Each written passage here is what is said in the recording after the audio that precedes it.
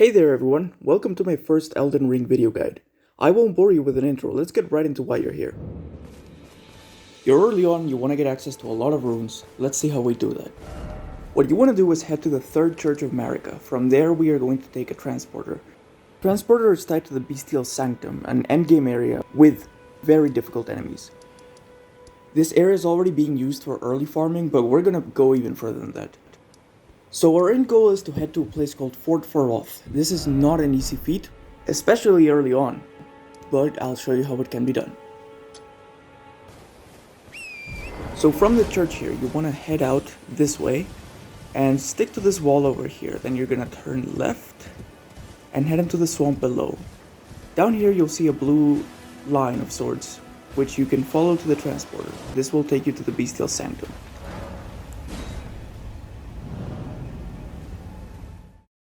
Now this is the difficult part. Remember that there is a site of grace inside in case you need it. Now you're going to have to make this entire track down to Fort Faroth right here. What's difficult about this is that there are two overworld bosses in the way, as well as this gargoyle, but it doesn't really move. So what you want to do is get on your horse and start making your way to that bridge down over there. This bridge is our first big problem, a flying dragon boss scaled to an endgame area. Now, this would be difficult if you had to fight it, but fortunately you don't. So just look at what I do what I do, and you'll be fine. What you want to do is, once he looks at you, just run underneath his legs. Once you are past him, get out of the bridge and he can't really follow you outwards. Now you're not in the clear just yet. He may not follow you this way, but you're going to go under that earth tree, and under that earth tree is another problem, the putrid avatar. Now you can avoid him by going around, which is actually fairly easy to do, but if you're inside his wrath, don't worry. He may one-shot you, but he's fairly slow, so he shouldn't pose too much of a problem. Now here you can actually start to see him back there. And I'm just gonna run past him and... Right, I'm just gonna run around him and head my way to the final stretch to Fort Faroth.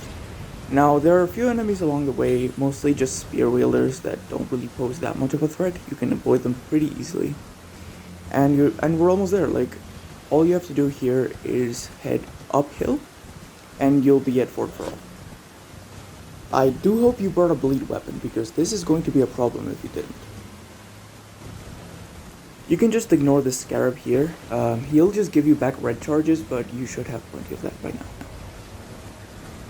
Make sure you jump up here to avoid confrontation with the other dragons around this area. And just make your way uphill.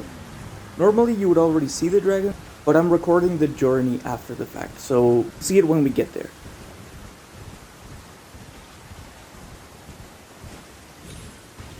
Alright, now we've made it to Fort Faroth. Make sure you rest at this site of grace, it's kind of important. Now for the good part. Now when you get there, this is what it'll look like here. Make sure you have your bleed weapon and head for the dragon's tail. Personally, I use the Reduia for this job. You don't even have to have the requirements to use it since you're not doing a lot of normal damage anyhow. The bleed damage works just as fine when you're hitting it, so you'll be able to do a lot of damage to it. Right, this would be a good time to mention that this dragon is nearly unkillable by normal means. You'll have to use bleed damage. So why is that? The way bleed works in the From series is it will take away a percentage of the affected's total HP.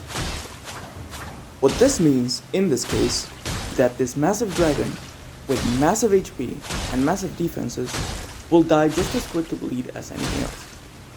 Each proc of bleed will do significant amounts of damage to it. The hitboxes are pretty strange, so just make sure you have a good angle to hit the tail consistently, and you should be able to get it in time.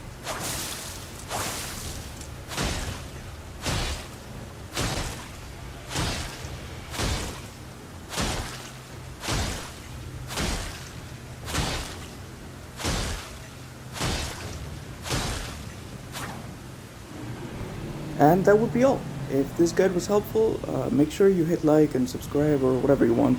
Really, I'm not pushing. And stay tuned for more guides. That's all. I'll see you later.